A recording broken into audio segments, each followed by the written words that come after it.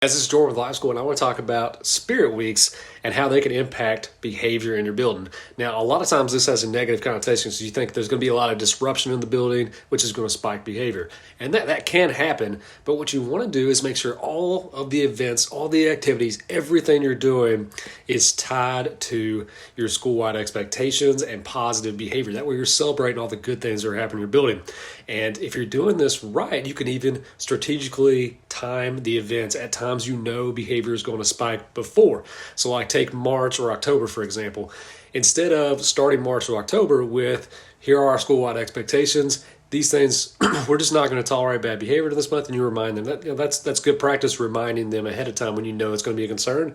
But what's a better way than celebrating all of the good things they're doing at the beginning of the month and see if that can carry over throughout the month?